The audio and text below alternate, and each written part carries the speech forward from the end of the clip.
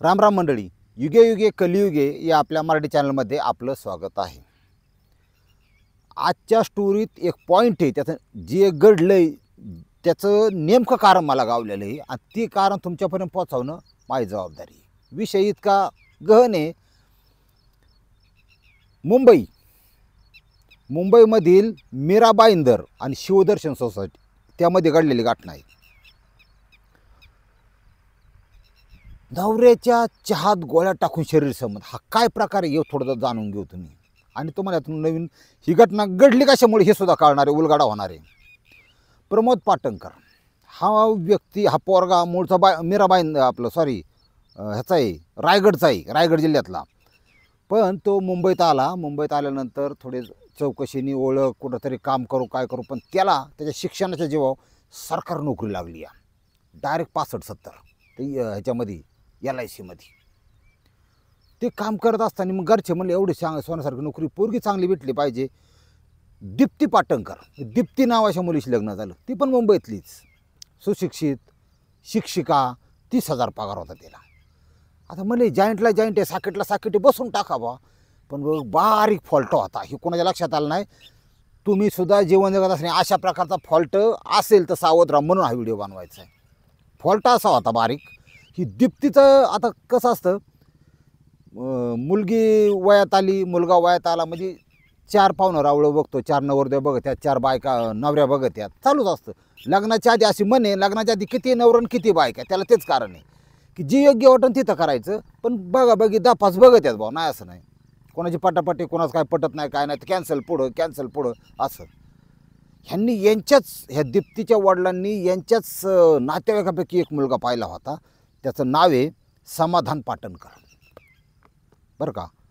समाधान पाटणकर नाही, समाधान नाव होतं त्याचं. तो मुलगा पाहिला होता आणि त्याचं कारण एक होतं, तुम्हाला सांगतो की तो पोरगा जे रिकव्हरी एजंट म्हणतात का, त्याचं म्हणजे फायनान्स कंपनीत कामाला होता आणि त्याला पगार चांगला होता. पण त्या खाजगी नोकरीपेक्षा तिच्या वडिलांना सरकारी नोकरी भारी वाटली. पण समाधान पाटणकरबरोबर आधी 5-6 महिने चालले होते की तुला द्यायची. आताच्या पिढीचं असं आहे की द्यायची म्हणलं ना की कोण माझा नवरा आहे, ती गपचिप एकमेकाला फोन नंबर देतात. कुचू आई बाहेर रे काही का बोलणारे, जेवला का रे, इकडून त्या पुरीत चालू असतं, तिकडून तुझी लय आठवण येते मला. तर कधी लग्न होऊन असं झालं आहे, मला तर एक दिवस एका वर्षासारखा झाला आहे. ही नॉर्मल प्रोसेस झाली माणसाची मेंटॅलिटीची, ह्युमन सायकोलॉजी. चलून द्या. ज्या प्रक्रियेद्वारे, ज्या बोलण्याद्वारे त्या दोघांचंही ऑक्सिटोसिन लेवल वाढतंय, डोपामाइन वाढतंय, सिरोटोनिन वाढतंय, संप्रेरक, ही हॅपी हार्मोन्स आहेत. चलून दे बाबा. माणूस किती किड्याचा आहे ही फक्त वरच्या नियतीलाच माहिती. नीचातला नीच फक्त माणूसाचे आणि उच्चातला उच्च पण माणूसाचे. प्रकाश आमटे बघा, ते जिवंतपणे देव हा माणूस, प्रकाश आमटे, ध्यानात ठेवा. पण एखादं लहान मुली अत्याचार करणार बघा, तर जिवंतपणे राक्षस आहे असा माणूस. ह्या दीप्तीचं त्याचं कुचू बोलणं चालू झाल्यावर 1-2 बिठी झाल्या. आता नवराचे म्हणल्यावर काय विषय नाही, तो फार 4-2 मुखं घेऊन मोकळा झाला. एवढा विषय थांबला नाही. म्हणली आता तारीख धरणात मला सांगा ना, तू घरच्यांना असं तसं. तिच्या मनात तो बसला, त्याच्या मनात ती बसली, सगळा विषय झाला. वडिलांनी डायरेक्ट निर्णय घेऊन टाकला. म्हणलं ही याच्याशी लग्न करायचं नाही आपल्याला, समाधानशी लग्न करायचं प्रमोद पाटणकरशी. म्हणजे प्रमोद पाटणकर म्हणजे सरकारी कर्मचारी, ह्याला तर 70चे पगार, तो बी स्मार्ट होता दिसायला. एकदा गुतलेलं त्यांनी तोडलं मन बरं का त्या दीप्तीनी. आणि कुठं जोडलं, नवीन नवरा का बाप पुरून टाकीन फरशी उकरून. बाप रागीट होता, येडा काय अजून वडील लई यार म्हणायचे, पट्टीने बिट्टीने मारतात पोरींना. जर अशी सिगरेट प्याताना, आता सिगरेट बिगरेट वळीतात ना पोरी शाळेत जाऊन मैत्रिणादानी, तसे गावले ना निबार रपकावत्यात धरून, सुजावत्यात पार. आतून सगळं चलतंय, जगाला माहीत नसतं, दुरीत चल असं असतं. दिलं लग्न लावून. हिच्या कुठंतरी आतमध्ये तोल दाडला होता. 4-5 वर्षाचा प्रपंच झाला. शिक्षिका होती ती. एक सुंदर गोंडस मुलगी झाली. मुलगी 5-6 महिन्याची होती. हा जो पहिला प्रियकर लग्न जमलेला, हा तिच्या संपर्कात परत आला. मला आणि त्याचं लग्न झालेलं 2 मुलं आहेत त्याला. म्हणला हे बघ ही माझी बायको ही मुलं. खरं सांगू का, जिची तुझ्यात आहे ना कोण नाही. देवाने आपली बांधलीच होती गाठ, पण काय काय आडवं आलं देवा सांगत नाही. पण मी काय तुझ्याशिवाय जगू शकत नाही. नाही आपण लग्न करून एकत्र राहू शकत, तर कमीत कमी आपण एकमेकाला भेटू तर शकतो. आता हीच लग्न झालेलं, त्याचं लग्न झालेलं, दोन्ही कशी बादवाट खोंड. मग त्यांना काय शरीरसंबंध म्हणल्यावर फक्त बेडायचंच बाकी असतं. ते लाजन लज्जा नको, कौमार्य बंधन, मैत्री बच्चे की मा बननेवाली हो, हा विषय तिथं येतच नाही. म्हणले भेटो ना, काय अडकत आहे. बाई जायची शाळेत म्हणून रजा टाकायची, किंवा दुपारून डोकं दुखतंय, पोट दुखतंय, दुनियादारी. हा पुण्याला कामाला होता, ती मुंबईला होती, ही तिथून तिथं जायचा. रंगारंग कार्यक्रम, तास 2 तास फार एकमेकाला कुस्कारू घ्यायची. हा घेऊन द्या. पण हे झाले अनैतिक संबंध, हे झालं लफडं, हे झालं झंगाट. असं प्रकारचं झंगाट झालं ना की वर कळतं बुवा. हा कसं कळतं आपल्याला माहीत नाही, पण करंट कार्यक्रम होतो बुवा. हा कोणाचा बी उद्या पण होतो. ते नवरा तिकडे तो कामाला जातोय, हे प्रकार इथले 2-3 महिने 4 महिने चालला बुवा. त्याच्या नवऱ्यालाच थोडी शंका आली. का तर तिला भेटायसाठी तो शाळेत गेला, तर ती म्हणली गैरहजर आहे. घरी आल्या तिथं त्यांनी फोन चेक केला, त्याचं तिचं संभाषण दिसलं. म्हणजे तुझ्या पाहुण्याला तो अजून विसरलं नाही का, हे चुकीचं आहे. आमचं सुशिक्षित लोकांचं भांडण थोडं वेगळं राहतं. हे चुकीचं आहे, तुम्हाला एक तर डिवोर्स दे, नाही तर मग हे काय आम्हाला काय हे मान्य नाही, असं नाही तसं नाही. तिने डायरेक्ट पायदरला हात जोडले. म्हणले मग आपल्या लेकराकडे बघा, एक चूक झाली मला मान्य करा. आणि आम्ही काय केलं नाही म्हणले, फक्त आम्ही भेटतो बागेत वगैरे भेटतो, बाकी काय नाही आमचं. बाई बोलायला बाडा, यातल्या लफड्यावाल्या तर इतक्या चॅप्टर राहतात. हा ही दीप्तीसुद्धा शिकलेली होती, शिक्षिका होती. जी लोकाला शिकवतील नवऱ्याला शिकवायला काय लागत आहे. हां तसा बी नवऱ्याचा काही पर्याय नाही सध्याच्या काळात. ही म्हणली चालते बाई, त्या म्हणलं एक चूक माफ करा, हरकत नाही, सोन्यासारखी पोरगी आहे.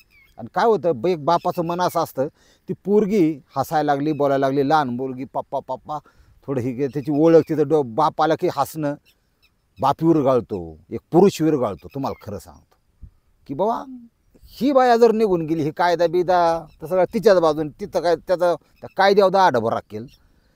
पण ती पोरगी मला बघायला मिळाली, त्याचा सहवास मिळणार नाही, त्याला मी काहीतरी आणतोय काय, हे ह्याच संसार आहे हो. त्याच्यामुळे ते आपले 2 पावलं म्हणून गप ठीक आहे राहून द्या. हे दोघं काही काळ जाऊन दिला, महिना 15 दिवसांनी परत बिडायला लागले. मग ती म्हणली मला काही शक्य नाही, मी माझ्या नवऱ्याला कळलं आहे आणि तू काय मला भेटू नको. दीप्ती म्हणली मला खरं सांग, हृदयावर हात ठेवून सांग, मला तू विसरली का, अरे विसरशील का. तू मला एक साध्य असेल तर मी तुला सांगतो, मी हा तुझा नवऱ्याचा अडसर दूर करतो, मग तर तू माझे आयुष्य कायम सरप.